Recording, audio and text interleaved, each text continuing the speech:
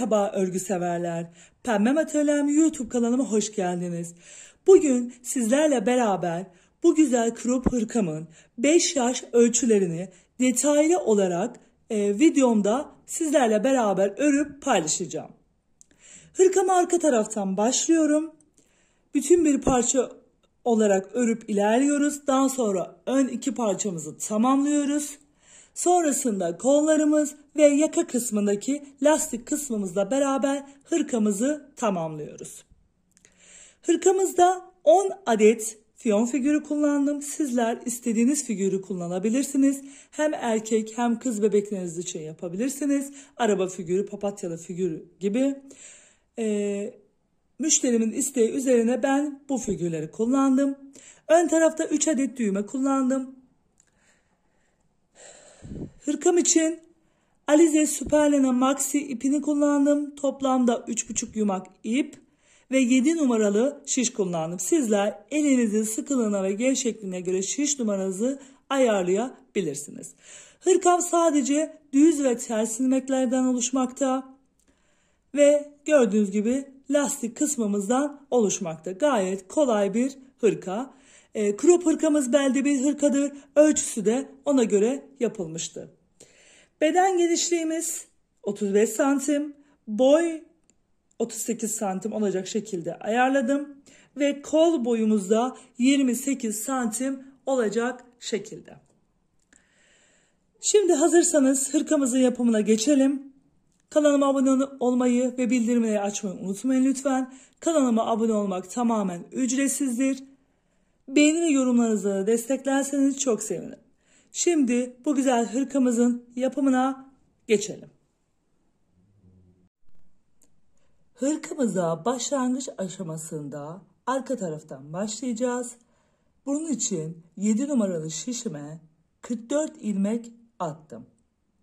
Şimdi ilk başta lastik örgüyle başlayacağız. Bunun için bir düz, bir ters, bir düz, bir ters, bir düz, bir ters, bir düz, bir ters. Bu şekilde sıra sonuna kadar ilk sıramızı bir düz bir ters olarak lastik örgümüzle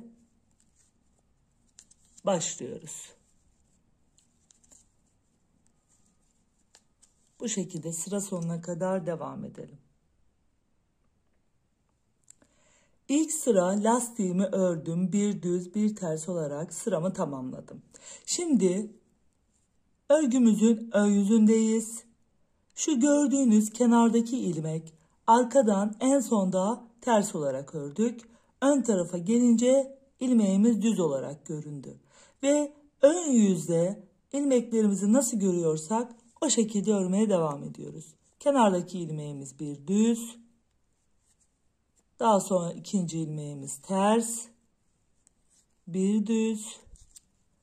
Bir ters. Bir düz. Bir ters şeklinde yine sıra sonuna kadar lastik örgümüze devam ediyoruz. Toplamda lastik örgümüzü yukarıya doğru 7 sıra olarak tamamlıyoruz.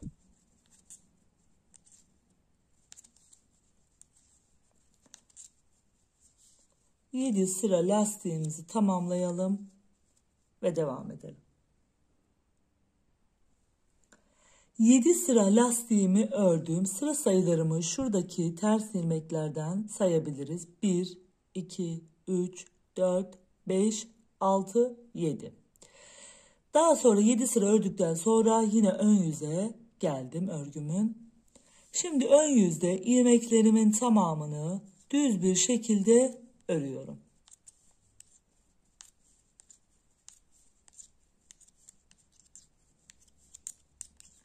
Yukarıya doğru ilmeklerimi önden düz bir şekilde öreceğim.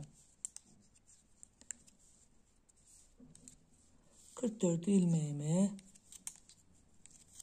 düz bir şekilde örüp sıramızı tamamlayalım.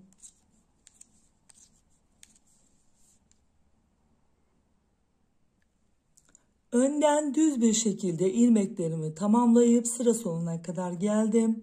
Şimdi örgümüzün arka yüzüne geçtik. Arka yüzünde de ilmeklerimin tamamını ters örgü olarak örüyorum.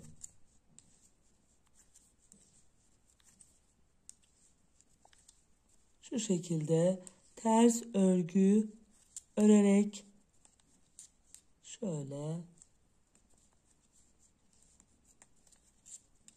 sıramı tamamlıyorum. Bu şekilde hırkamızın arka tarafı için önden düz, arkadan ters olacak şekilde yukarıya doğru toplamda 59 sıra öreceğiz.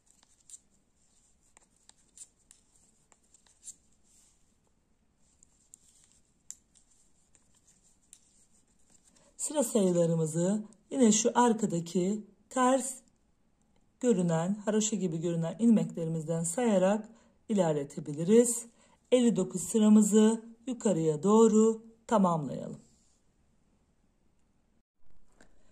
Hırkamın arkası için 59 sıramı şöyle tamamladım. Şöyle gördüğünüz gibi.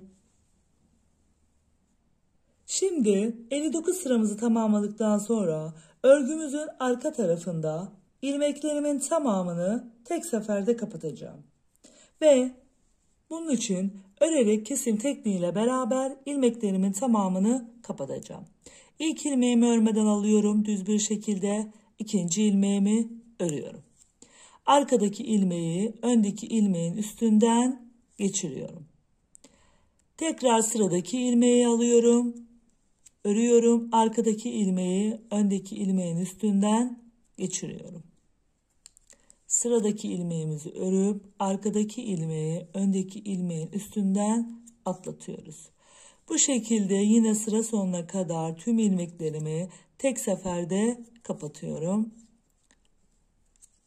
59 sıra ördük lastik sıramız haricinde ve daha sonra ilmeklerimi ters yönden düz bir şekilde kapatıyoruz ve sonrasında öndeki parçalarımız için ilmeklerimizi atıp anlatımımıza devam edeceğiz.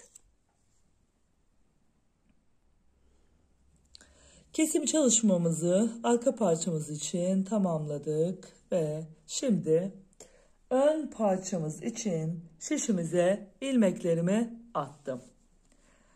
Ve toplamda 2, 4, 6, 8, 10, 12, 14, 16, 18, 20, 23. 23 ilmeğimi şişime attım. Ön ilmek sayılarını hesaplarken arkadaki ilmek sayımız 44'tü 5 yaş için. Yarıya bölüyoruz ilmek sayımızı ve artı 1 yapıyoruz.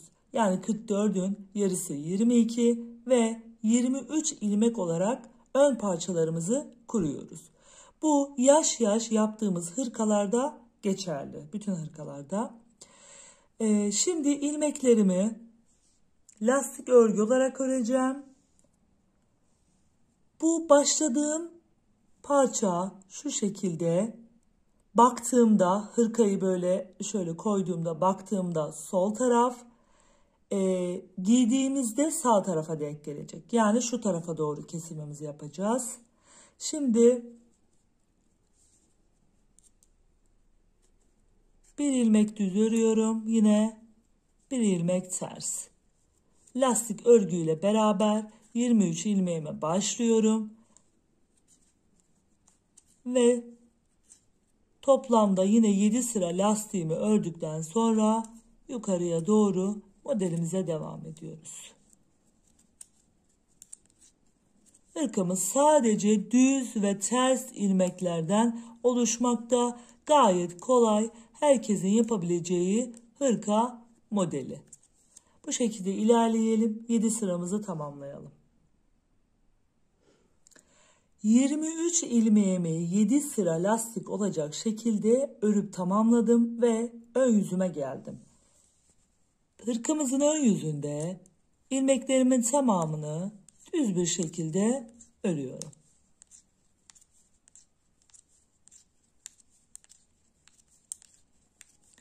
Bu şekilde sıramızı tamamlıyoruz.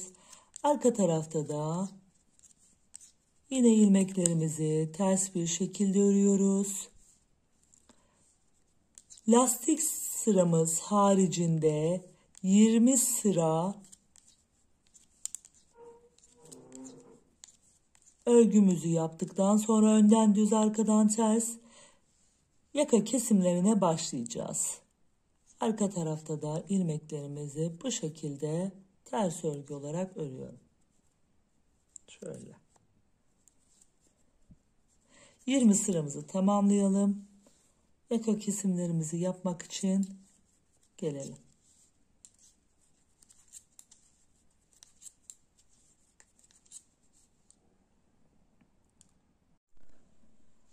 Lastik sırasından sonra 20 sıra düzümü tamamladım. Sıra sayılarımı şu arka taraftaki haroşa gibi görünen ters ilmeklerden sayabiliriz. Şu ilmeklerimizi şu bölümlerden saydığımızda lastik sırası haricinde 20 sıramı tamamlayıp yaka kesiminin olduğu bölüme geldim. Şimdi bu parçamız dediğim gibi sol ön parçamız, baktığımızda hırkamıza sol ön parçamız olduğu için şu tarafa doğru, sol tarafa doğru kesimimizi yapacağız. Şimdi ilk ilmeğimizi alıyoruz. İkinci ilmeğimi şöyle ters çeviriyorum ve ara kısmından ilmeğimi kesiyorum. Daha sonra ilmeklerimi düz bir şekilde örmeye devam ediyorum.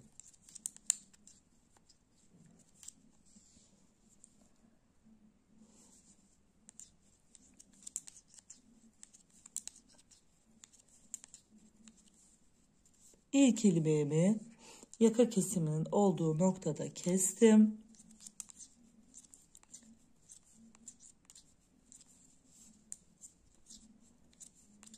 Daha sonra arka tarafta ilmeklerimi ters örgü olarak örüyorum. Bu sırada kesim çalışmasını yaptıktan sonraki sıramızı da ters örgü olarak sıra sonuna kadar örüyorum. Bu ilk kesim noktasını size ilk 4 sırayı tamamen göstereyim. Sonraki sıralar hep aynı şekilde ilerleyecek.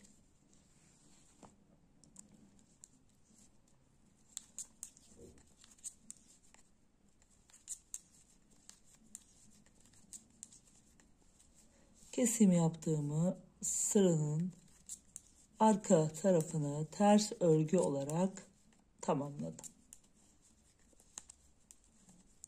Ve örgümüzün ön yüzüne tekrardan geldim.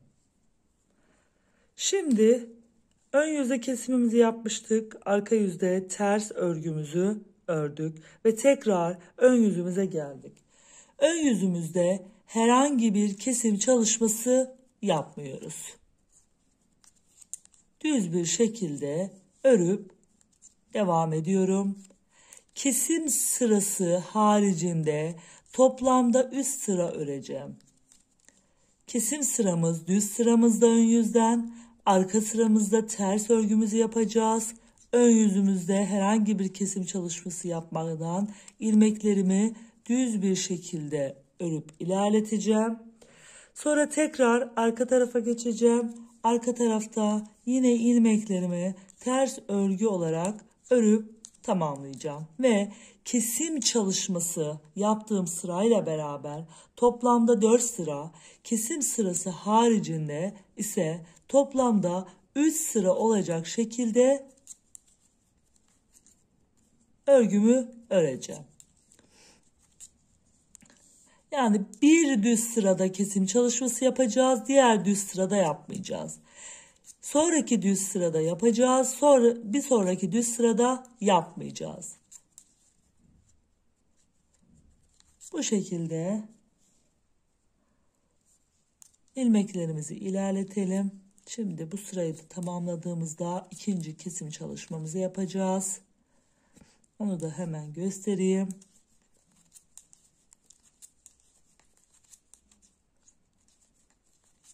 Arka tarafını ördüm. Tekrar ön tarafa geldim.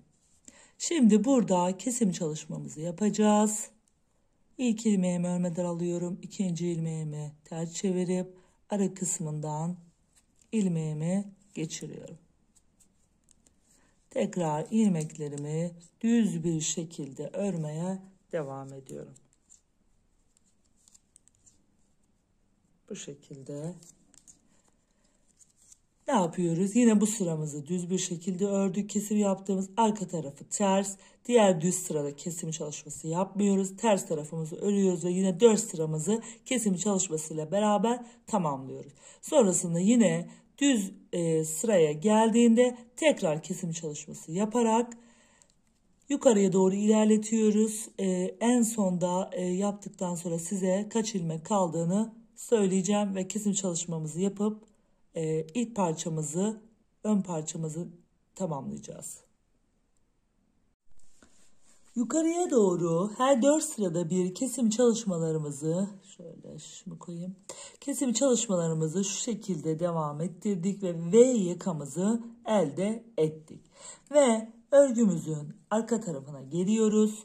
Yine aynı hırkamızın arkasındaki yaptığımız kesim çalışması gibi ilmeklerimizi örerek kesim tekniğiyle beraber kapatacağım. İlk ilmeğimi örmeden alıyorum. İkinci ilmeğimi düz bir şekilde örüyorum. Arkadaki ilmeği öndeki ilmeğin üstünden geçiriyorum. Bu şekilde tüm ilmeklerimi kapatıyorum. Ve burada söylemeyi unuttum. Toplamda kesim çalışmalarımızı bitirdikten sonra 13 ilmeğim kaldı. Şurada omuz kısmında 13 ilmeğim kaldı. 13 ilmeğimi örerek kesim tekniğiyle beraber tamamını keserek kapatıyorum. 23 ilmekle başlamıştım. 13 ilmeğe kadar indirdim. Toplamda 10 adet ilmeğimi kestim. Ve böylelikle sol ön parçamızı hırkamıza baktığımızda tamamlamış oldum. Ve şimdi sağ ön parçamıza başlayacağız. Yine ilmek sayımız aynı 23 ilmekle. 23 ilmekle ön parçamıza başlayacağız. Yine 7 sıra şöyle göstereyim. 7 sıra lastiğimi öreceğim. 7 sıra lastiğimden sonra yine 20 sıra düzümü öreceğim ve daha sonra yine yaka kesim çalışmalarına başlayacağız. Sağ ön parçamız için de şişimize 23 ilmeğimizi attıktan sonra 7 sıra lastiğimi ördüm ve 20 sıra düzümüzü örüp yaka kesim çalışmasının olduğu noktaya geldim. Şimdi bu sağ baktığımızda hırkamızı şöyle baktığımızda sağ parçamız olduğu için kesimimizi de sağ tarafa doğru yapacağız. Yani hemen ilk başta değil, sıra sonunda son 3 ilmek kalana kadar ilmeklerimi düz bir şekilde öreceğim. Daha sonra kesim çalışmasını yapmaya başlayacağım. Şimdi ilmeklerimi öreyim.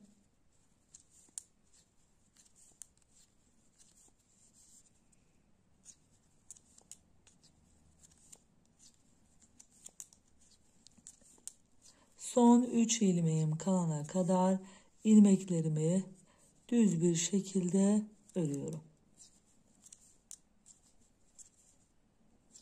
Son 3 ilmeğim kaldı. Son 3 ilmeğim kaldı. Şöyle 2 ilmeğimi bir şu şekilde soldan sağa çapraz bir şekilde kesiyorum ve son ilmeğimi de örüp sıramı tamamlıyorum. Ve örgümüzün arka tarafına geliyoruz. Örgümüzün arka tarafında tüm ilmeklerimi ters olarak örüyorduk. Herhangi bir kesim çalışması yapmıyoruz. İlmeklerimi ters bir şekilde örüyorum. Ve tekrar ön yüze geliyorum. Ön yüzde herhangi bir kesim çalışması yapmadan ilmeklerimi örüyorum. Arka taraftan yine ilmeklerimi ters bir şekilde örüyorum. Kesim çalışmasıyla beraber 4 sıra, kesim çalışmasını yaptığımız sıra haricinde üst sıra olmak üzere örüp ikinci kesim çalışmasını yapmaya devam ediyorum.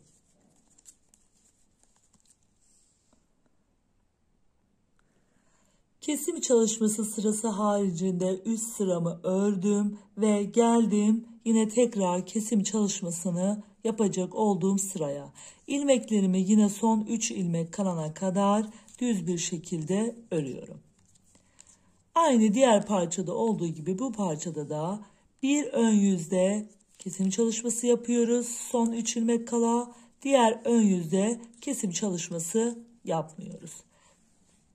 Tekrar diğer ön yüzde yapıyoruz. Bir sonraki ön yüzde yapmıyoruz. Bu şekilde örgümüzün yaka kesim çalışmasını ilerleteceğiz. Son 3 ilmeğim kaldı. 3 ilmeğimi soldan sağa şöyle şu şekilde çapraz bir şekilde kesim çalışmamızı yapıp sıramı tamamlıyorum.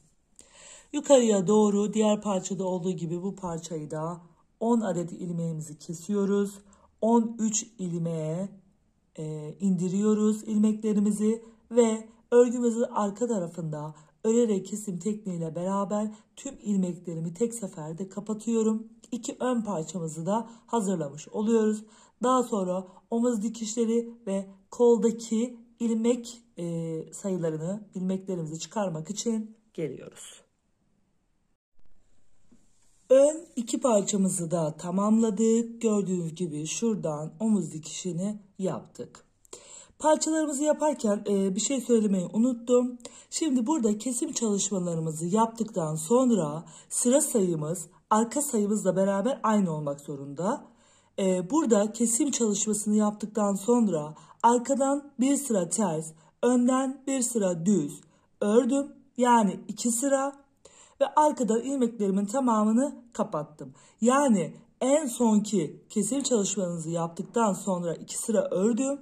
Hem de çalışmalarınızı yaşlarınıza göre yaparken ayarlamayı kesim çalışmasını bitirdikten sonra arkadaki sıra sayınızla beraber öndeki sıra sayınızı eşit tutmalısınız. Arkadaki sıra sayımız 59, öndeki sıra sayımız da 59. Şimdi bir tarafı omuz dikişini yaptım. Diğer tarafında omuz dikişini gösterdikten sonra koldaki ilmeklerimizi çıkartacağız. Şöyle parçamızı alıyorum. Ben şu ön taraftaki yerde ip bırakmıştım. Sizler bırakmadan da yine takıp dikişinizi yapabilirsiniz. Şurada köşedeki yerden zaten böyle diş diş görünen yerlerden alıyoruz. Daha sonra yine burada da köşedeki yerlerden alıp bir sabitleme işlemimizi yapalım. Şöyle.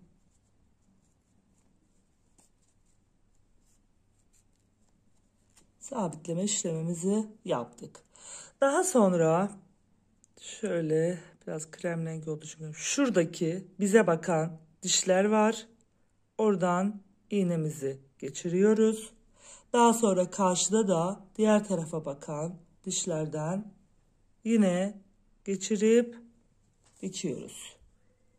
Tekrar buradaki dişten şu karşıki dişe geçiriyoruz. Bu şekilde ilmeklerimizi karşılıklı olarak diş kısımlarımızdan dikiyoruz. Omuz kısmımızı da bu şekilde dikmiş oluyoruz. Gördüğünüz gibi şu şekilde bir görüntümüz oluştu. Dikişimizi tamamlayalım ve koldaki çıkarmamız gereken ilmek sayısı için gelelim. Omuz dikişimizi tamamladık. Şimdi koldaki ilmeklerimizi çıkartıp kollarımızı örmeye başlayacağız. Kollarımızdaki ilmekleri çıkartırken modelimizin, hırkamızın düz tarafından ilmeklerimizi çıkartacağız. Şurada en dipten, şu kısmından yukarıya doğru sayacağız. Şuradaki düz ilmeklerimin olduğu yerlerden, şuradan şöyle, şunlardan yukarıya doğru sayarak toplam 33 sıra sayacağız. 34.'ye ben bir ayraç taktım. Öncesinde kolaylık olsun diye sizler şöyle sayarak geldiğinizde 34. ilmeğe tığımızı geçireceğiz. Daha sonra ipimizi de alacağız. Ve şu ilk yerden ilmeğimizi alacağız. Sizler eğer şişle daha kolay yapıyorsanız şişle de yapabilirsiniz. İlk büyük boşluğumuza battık. Burada gördüğünüz gibi bayağı bir büyük boşluk var. Sıradaki büyük boşluğumuza battık. Şöyle ve ilmeğimizi aldık. Daha sonra şu görünen büyük boşluklar var. Onların arasında da bir minik boşluğumuz var. Oraya batıyoruz. Daha sonra şişimi alıyorum.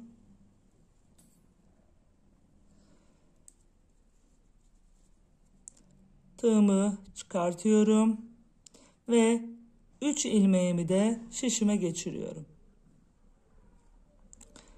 En son küçük boşlukta kalmıştık. Şurada gördüğünüz gibi büyük boşluklar görünüyor. İki büyük boşluğun arasında da minik boşluğumuz var. Şöyle arada, şöyle. Buraya batıyoruz, alıyoruz. Ve şişimize geçiriyoruz. Batırıyoruz, alıyoruz, şişimize geçiriyoruz. Tekrar şu köşedeki yere batıyoruz. Şu aradaki küçük boşluğa. 2 büyük boşluk, 1 minik boşluk, 2 büyük boşluk, 1 minik boşluk şeklinde ilerliyoruz. Son kez göstereyim. Yine büyük boşluğa batıp şişimize geçiriyoruz ilmeğimizi.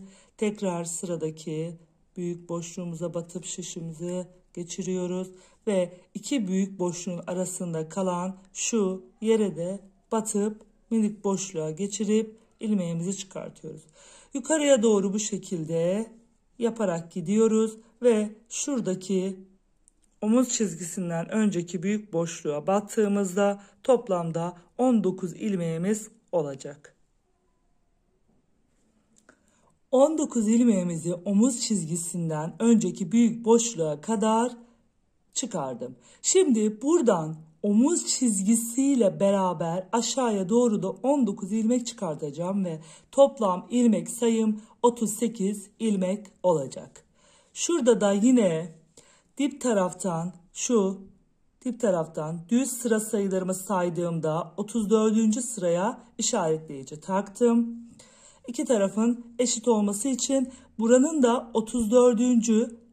sıraya denk gelmesi gerekiyor. Şimdi düz taraftan yine şu omuz çizgisinin olduğu yere ilmeğimi batıyorum ve çıkartıyorum. Tekrar yanındaki büyük boşluğa batıyorum. Tekrar yanındaki minik boşluğa batıyorum. Bir dakika, şuradaki biraz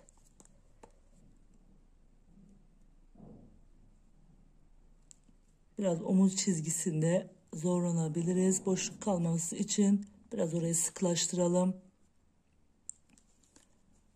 Büyük boşluk ve minik boşluk şeklinde.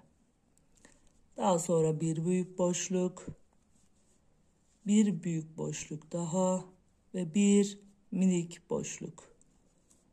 Yine tekrardan şöyle bak, büyük boşluklarımız zaten görünüyor şurada. Şurada da bunların arasında kalan da bir minik bir yer var. Şöyle göstereyim. Şöyle.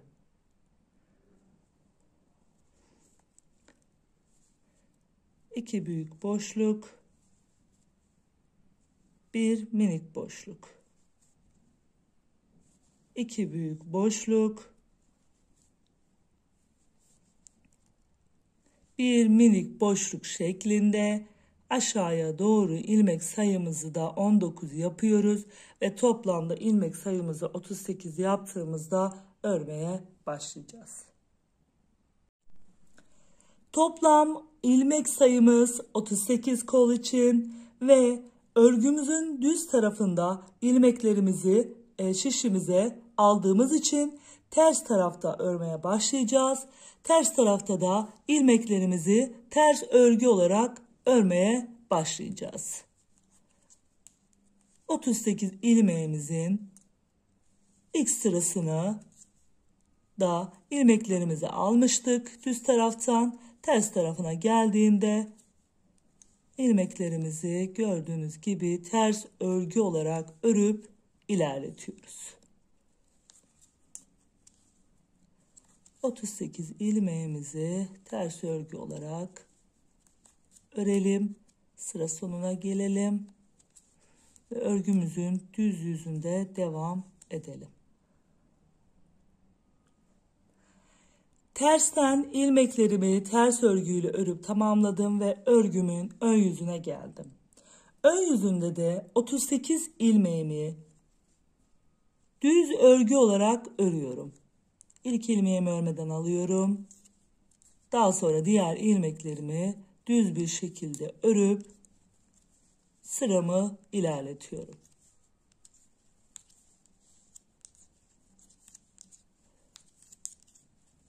Bu şekilde 38 ilmeğimi önden düz, arkadan ters olacak şekilde ilerletelim.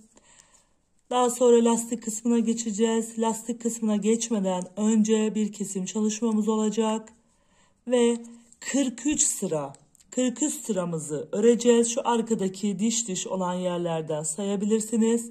44. düz sıramızda ilmeklerimizi kesim çalışması yapacağız. Daha sonra lastiğimize geçeceğiz. Yine başlangıç kısmında olduğu gibi kol ucunda da lastik çalışmamız var. Sonra da örerek kesim tekniğiyle beraber ilmeklerimizi kapatacağız. Şimdi örmem gereken sırayı öreyim. Daha sonra kesim çalışması için devam edelim. Koldaki ilmek sayılarımızı çıkardıktan sonra örmemiz gereken 43 düz sırayı ördüm. Gördüğünüz gibi önden düz, arkadan ters olarak örüp tamamladım. Şu arkadaki diş olan yerleri saydığımızda sıra sayımız ortaya çıkacaktır. Tekrar 43 sıra ördükten sonra 44. sırada kesim çalışması yapacağız. Şöyle.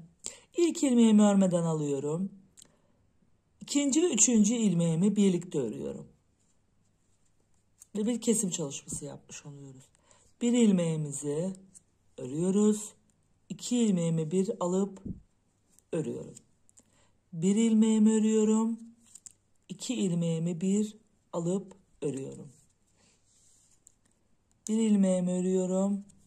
2 ilmeğimi bir alıp örüyorum. Bir ilmeğimi örüyorum.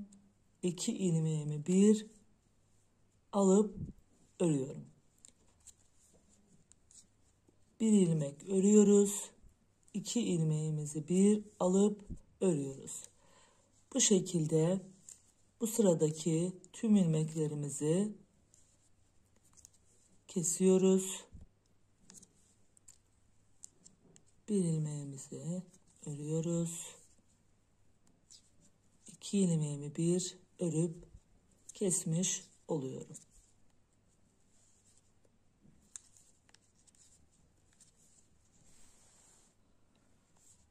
Tekrar bir ilmeğimi ördüm. 2 ilmeğimi bir alıp örüp kestim. Yine 2 ilmeğimi bir en sonda alıyorum ve 2 ilmek kalıyor ve onları da örüp tamamlıyorum. Ve 2, 4, 6, 8, 10, 12, 14, 16, 18, 20, 22, 24, 26 ilmeğimiz olmuş oluyor. Örgümüzün arka tarafına geliyoruz. Arka tarafında lastik öreceğiz. Bir düz, bir ters olarak. Bir düz, bir ters, bir düz, bir ters, bir düz, bir ters şeklinde lastiğimizi örüp tamamlıyoruz. Ön sırada kesimimizi yapıyoruz. Arka sırada ilmeklerimizi bir düz bir ters olarak lastik örgümüzle beraber devam ediyoruz. Tekrar ön sıraya geldiğimizde lastik örgümüzü devam ettiriyoruz ve toplamda 7 sıra ördüğümüzde örerek kesim tekniğiyle beraber ilmeklerimizi kapatacağız.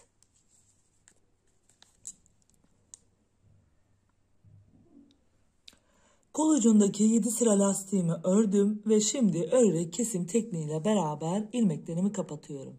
İlk ilmeğimi alıyorum. İkinci ilmeğimi ters örüyorum. Daha sonra arkadaki ilmeği öndeki ilmeğin üstünden geçiriyorum. Sıradaki ilmek düz. Düz şekilde örüyorum. Arkadaki ilmeği öndeki ilmeğin üstünden atlatıyoruz. Sıradaki ilmek ters. Arkadaki ilmeği öndeki ilmeğin üstünden geçiriyoruz. Bu şekilde ilmekleri gördüğümüz şekilde örerek sıra sonuna kadar örerek kesim tekniğiyle beraber ilmeklerimi kapatıyorum. Ve böylelikle kolumuzu da tamamlıyoruz. Yine diğer kolumuz için de aynı şekilde 34. sırada ilmek çıkarmaya başlıyoruz. Ve aynı bu koldaki gibi ilmek sayılarımızı çıkartıp aynı sıra sayısında örüp diğer kolumuzu da tamamlıyoruz. Daha sonra öndeki düğme kısmının olduğu yerdeki lastik bölümüne geçiyoruz. Gördüğünüz gibi bu şekilde. Hırkamızın kollarını da tamamladım. Şimdi ön taraftaki düğme ilikli olan bölümümüzü yapacağız ve lastik öreceğiz. Bir düz bir ters olarak. Şimdi hırkamızın baktığımızda şu sol ön parçasından, şu dip tarafından ilmeklerimizi almaya başlayacağız. Yine kolda olduğu gibi burada da 2 büyük boşluk, 1 minik boşluk olarak ilerleyeceğiz. Şu lastik bölümünde 6 adet ilmeğimizi alacağız. Şöyle en dip taraftan başlıyoruz. Şöyle tığımızı geçirdik ve ipimizi de alıyoruz. Ben tığla yapıyorum. Siz şişle daha kolayınıza geliyorsa şişle de yapabilirsiniz. Ben videoda rahatlık olması açısından mesela şişle örüyorum. Sizler düz şişle de örebilirsiniz. Sıradaki ilmeğimize batıyoruz. 2 3 büyük boşluğa battım. 4 minik boşluğa battım. 5 büyük boşluğa battım. 6 minik boşluğa battım. Böylelikle lastik kısmındaki ilmeklerimizi tamamladık ve tığımızı ilmeklerimizden çıkartıyoruz ve şişimize geçiriyoruz. 6 ilmeğimi şişime geçirdim. Daha sonra 2 büyük boşluk,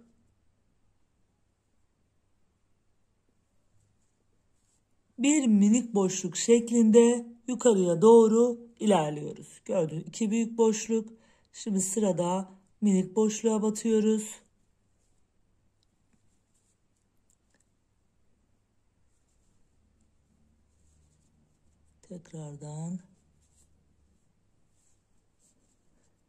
Tekrar sıradaki büyük boşluğa battım. Şuradaki büyük boşluğa battım. Minik boşluğa battım. büyük boşluğa battım.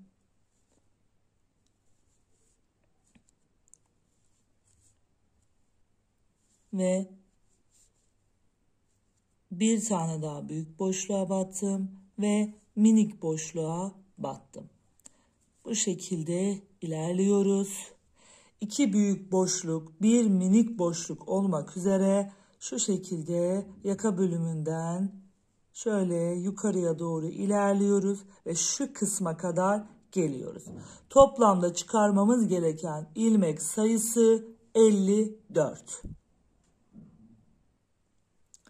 Omuz çizgisinin olduğu bölüme kadar geldim ve ilmeklerimi çıkardım ve toplamda 54 ilmeğimi çıkarmış oldum. Şimdi omuz çizgisinin olduğu yerden de bir tane ilmek çıkartıyoruz. Boşluk oluşmaması için şöyle ve şişimize geçiriyoruz. Şimdi buradaki ilmek sayımızı da sayıp sizlere vereceğim için buraya bir ayraç koydum. Şöyle sıradaki şu dişlerden bize bakan kestiğimiz ilmeklerin bize bakan taraflarından ilmek sayılarımızı şöyle ilmek ellerimizi alıyoruz. Gördüğünüz gibi tığımız büyük olmasına rağmen ipimiz ayrılıyor. Şöyle bu şekilde ense kısmındaki ilmeklerimizi de çıkartıyoruz.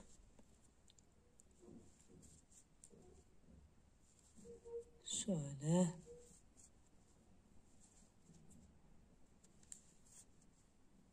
diğer omuz çizgisinin olduğu bölüme kadar ilerleyeceğiz.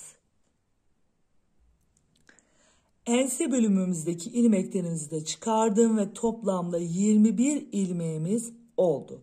Şimdi buradan aşağıya da yine aynı şekilde diğer parçamızın olduğu bölümde de 54 ilmek çıkartacağız. Şu şekilde kenar yerinden başlıyoruz.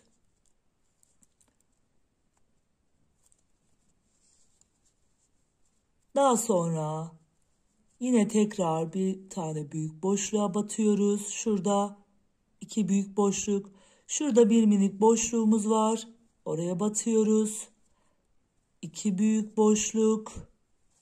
Gördüğünüz gibi boşluklarımız, şu büyük boşluklarımız görünüyor. Burada da bir büyük boşluğumuz var. Bu 2 büyük boşluğun arasındaki şu bölüm. Biraz batması zor olan bir bölüm var. Orası da küçük boşluğumuz oluyor. 2 büyük boşluk. Bir minik boşluk. 2 büyük boşluk. Şöyle 2 ve bir minik boşluk. Bu şekilde aşağıya doğru ilerliyoruz. 54 ilmeğimizi yine buradaki lastik kısmımıza da 6 ilmek denk gelecek şekilde sayılarımızı ayarlayalım. Ve daha sonra lastiğimizi örmeye başlayalım. İlmeklerimizin tamamını çıkardık. Toplamda 129 ilmeğimiz şişimizde oldu. Ve şimdi bir düz bir ters olarak ilmeklerimizi öreceğiz. İlk önce ters ilmekle başlıyoruz. Düz ilmekle de başlayabilirsiniz. Hiç fark etmez. Örgümüzün ters tarafından düz tarafına ilmeklerimizi aldık. Ters tarafından lastiğimizi örüyoruz. Bir ters, bir düz. Bir ters, bir düz. Bir ters, bir düz. Bir ters, bir düz. Şeklinde ilk sıramızı tamamlıyoruz. Bu şekilde tekli lastiğimizi bir düz bir ters olarak örmeye başladık ve sıramızı da bu şekilde tamamlıyoruz. İlk sıramızı bir düz bir ters olarak ördük. Şimdi ikinci sıramızdayız. Örgümüzün düz yüzündeyiz. İlk ilmeğimizi düz olarak örüyorum. İkinci ilmeğimi ters olarak örüyorum. Daha sonra sıradaki ilmeğimizi düz, sıradaki ilmeğimizi ters. Yani ilmeklerimizi hangi yönde görüyorsak o şekilde örüyoruz. Bir düz bir ters olarak ilmeklerimizi ilerletiyoruz. İlmeklerimizi ön sıradan, ön bölümden yani örgümüzün ön yüzünden çıkarmıştık. Arka yüzünde ilmeklerimizi lastik örgüyle başladık ve ilk sıramızı ördük. Bu sıramızda bizim ikinci sıramız. Bu şekilde sıramızı ilerletiyoruz ve sıra sonuna kadar lastiğimizi örmeye devam ediyoruz. İlmeklerimizi düz kısımdan da örüp tamamladık ve örgümüzün ters tarafına tekrardan geldik. Ters tarafında yine ilmeklerimi bir düz bir ters olarak örüyorum. Bu şekilde bir düz bir ters olarak ilmeklerimi örmeye devam ediyorum. Sıra sonunda 22 ilmek kalana kadar ilmeklerimi örüyorum. Burada düğme iliklerimizi de şu şekilde ayarlıyoruz. Ben burada bir işaretleyici koydum. 22 ilmek kalana kadar. Burada ilk kesim yaptığımız nokta var. İlk kesim yaptığımız noktayı işaret alıyoruz. Oradan aşağıya 3 tane düğme iliği açacağız. İlk düğme iliğimizin olduğu bölümü ilk kesim noktamıza ayarlıyoruz. Daha sonra aralıklarını sayarak 7 ya da 8 ilmek olacak şekilde, hangi şekilde uyuyorsa geri kalan ilmeklerimiz, o şekilde düğme aralıklarımızı ayarlıyoruz. Şimdi 22 ilmek kalana kadar örelim. Düğme iliklerimizi beraber açalım. İlmeklerimi ördüm. Son 22 ilmeğim kaldı. Şimdi 22 ilmek kala bir ilmek şöyle atıyorum. Ters olduğu için şöyle atıyoruz, sarıyoruz ve kesiyorum. 1 kestiğimle beraber 2 3 4 5 6 7 ve 8 ilmek ördük. Daha sonra bir ilmek yine doluyorum ikinci düğme iliğim için. 1 2 3 4 5 6 7 ve 8. Tekrar 8 ilmeğimi ördüm. Sonda 4 ilmeğim kaldı. Doluyorum. 1 ilmeğimi, 2 ilmeğimi bir kesiyorum. 1 2 ve 3 ilmeğim kesimimle beraber örmüş oldum. Böylelikle 3 adet düğme iliğimi açtım. Arka tarafa geldik. Arka tarafta örgümüzün de düz yüzü. İlmeklerimizi yine bir düz bir ters olacak şekilde örüyoruz. Böylelikle düğme iliklerimizi açtıktan sonra örmeye devam ediyoruz. İlmeğimizi de ters olarak ördüm. Bir düz bir ters şeklinde düğme iliklerimizin olduğu bölümleri de örüp tamamlıyoruz. Daha sonra ters taraftaki ilmeklerimizi de bir düz bir ters olarak örüp tamamlayacağız. Örgümüzün tekrar ön yüzüne geldiğinde örerek kesim tekniğiyle beraber kesim çalışmamıza başlayacağız. Böylelikle yakadaki lastik kısmımızı da tamamlamış olacağız. Sıramızı ilerletelim. Arka taraftaki sıramızı da örüp ön tarafta tekrar devam edelim. ön yüze geldik. İlmeklerimizi örüp şimdi örerek kesim tekniğiyle beraber tüm ilmeklerimi tek seferde kapatacağım. İlk ilmeğimi örmeden alıyorum. İkinci ilmeğimi ters örüyorum. Daha sonra arkadaki ilmeği öndeki ilmeğin üstünden atlatıyoruz. Sıradaki ilmeği düz örüyoruz. Arkadaki ilmeği öndeki ilmeğin üstünden atlatıyoruz. Sıradaki ilmeği ters örüyoruz. Yine arkadaki ilmeği öndeki ilmeğin üstünden geçiriyoruz. Bu şekilde örerek kesim tekniğiyle beraber yaka kısmındaki tüm ilmeklerimizi tek seferde kapatıyoruz ve daha sonra kenardaki çalışmasını yapmak için geliyoruz. Kenardaki çalışmasından sonra hırkamızın üstüne istediğiniz figürleri yaparak dikebilirsiniz. Ben bu hırkamın üstüne fiyonk yapacağım. Ama sizler isterseniz papatya şeklinde, isterseniz farklı figürler dikerek hırkınızı güzelleştirebilirsiniz.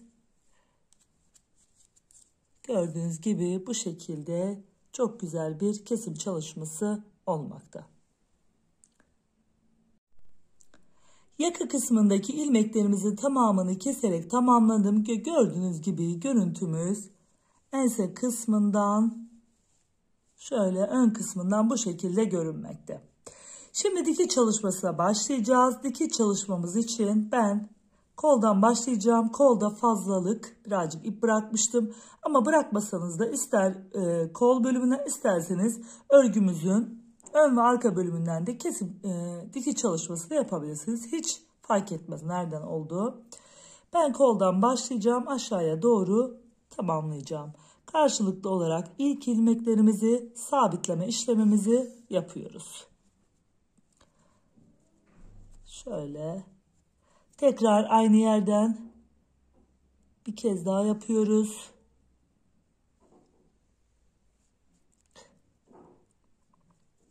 Şöyle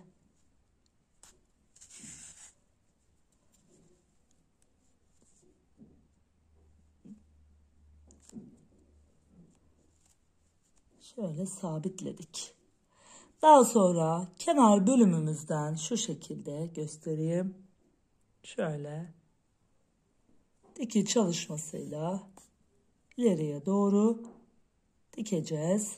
Kenar bölümlerimizden karşılıklı olarak şöyle şu kenardaki ilmeklerimizden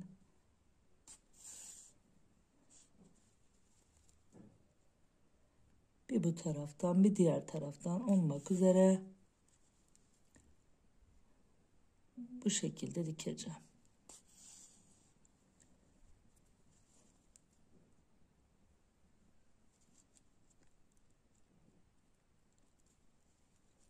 Şöyle bir diğer taraftan